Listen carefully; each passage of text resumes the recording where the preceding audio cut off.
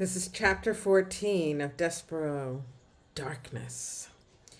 Despereaux lay on his back at the bottom of the steps and touched the bones in his body, one by one. They were all there, and amazingly, they were unbroken. He got to his feet and became aware of the terrible, foul, extremely insulting smell. The dungeon reader stank. It stank of despair and suffering and hopelessness, which is to say that the dungeon smelled of rats. And it was so dark. Despereaux had never before encountered darkness so awful, so all-encompassing.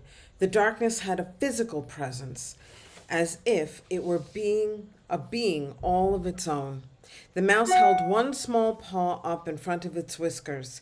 He could not see it, and he had truly alarming thought that perhaps he, Despereaux Tilling, did not even exist. "Oh my," he said out loud. His voice echoed in the smelly darkness. "Perfidy," said Despereaux. Just to hear his voice again, just to assure himself that he did exist. "P," said Despereaux, and the name of his beloved was immediately swallowed up by the darkness. He shivered, he shook, he sneezed. Achoo! His teeth chattered. He longed for his handkerchief. He grabbed hold of his tail. It took him a long, frightening moment to even locate his tail. So absolute was the darkness. To have something, anything to hold on to. He considered fainting. He deemed it the only reasonable response to the situation in which he found himself.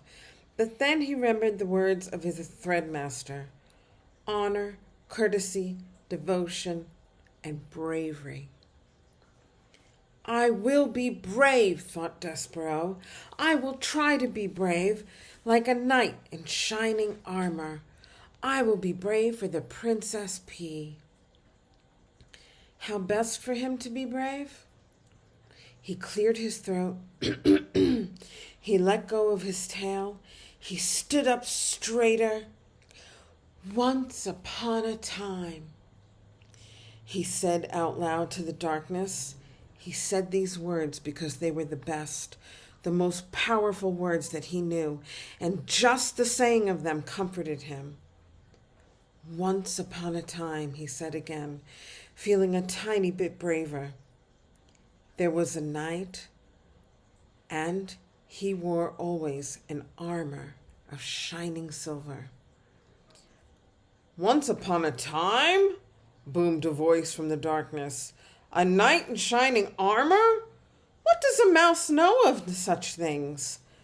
That voice, the loudest voice that Despereaux had ever heard, could only, he assumed, belong to the world's largest rat. Despereaux's small, overworked heart stopped beating. And for the second time that day, the mouse fainted.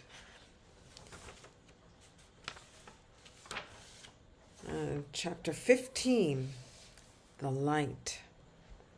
When Despereaux awoke, he was cupped in the large, calloused hand of a human, and he was staring into the fire of one match, and beyond the match there was a large, dark eye looking directly at him.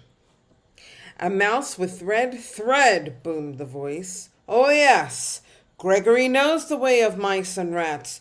Gregory knows. And Gregory has his own thread, marking him. See here, mouse?"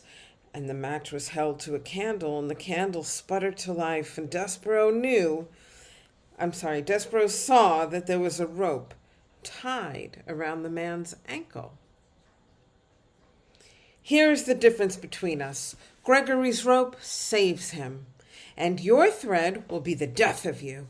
The man blew the candle out, and the darkness descended, and the man's hand closed more tightly around Despereaux, and Despereaux felt his beleaguered heart start up a crazy rhythm of fear. "Who are you?" he whispered. "The answer to that question, mouse, is Gregory. You are talking to Gregory the jailer, who has been buried here, keeping watch over this dungeon for decades, for centuries, for eons, for eternities. You are talking to Gregory the jailer, who, in the richest of ironies, is nothing but a prisoner here himself. Oh, said Despereaux. May I get down now, Gregory? The mouse wants to know if Gregory the jailer will let him go. Listen to Gregory, mouse. You do not want to be let go. Here in this dungeon, you are the treacherous, dark heart of the world. And if Gregory were to release you, the twistings and turnings and dead ends and false doorways of this place would swallow you for all eternity. Only Gregory and the rats can find their way through this maze. The rats because they know, because the way of the mirrors their own dark hearts, and Gregory, because the rope is forever tied to his ankle, can guide him back to the beginning. Gregory would let you go, but you would only beg him to take you up again. The rats are coming for you, you see. They are? Listen, said Gregory. You can hear their tails dragging through the muck and filth. You can hear them filing their nails and teeth. They are coming. They are coming to take you apart, piece by piece. Despereaux listened, and he was quite certain that he could hear the nails and teeth of the rats, the sound of the sharp things being made sharper still. They will strip all of your fur from your flesh, and all the flesh from your bones. And when they are done with you, there will be nothing left except red thread and bones. Gregory has seen it many times, the tragic end of a mouse. But I need to live, said Despereaux. I cannot die. You cannot die? Ah, that is lovely. He says he cannot die. Gregory closed his hand more tightly around Despereaux. And why would that be, Mouse? Why is it that you cannot die? Because I'm in love. I love somebody, and it's my duty to serve her. Love, said Gregory. Love. Hark you, I will show you the twisted results of love.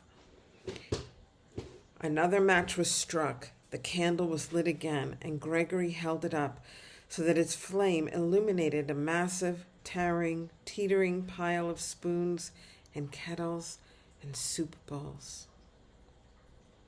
Look on that, Mouse, said Gregory. That is a monument to the foolishness of love. What is it? Asked Despereaux. He stared at the great tower that reached up into the blackness. What it looks like.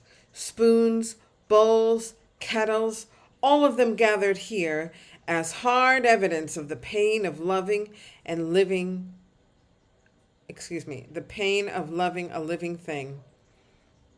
The king loved the queen, and the queen died. This monstrosity, this junk heap, is the result of love. I don't understand, said Despereaux. And you will not understand until you lose what you love. But enough about love, said Gregory. He blew out the candle. We will talk instead about your life and how Gregory will save it, if you so desire.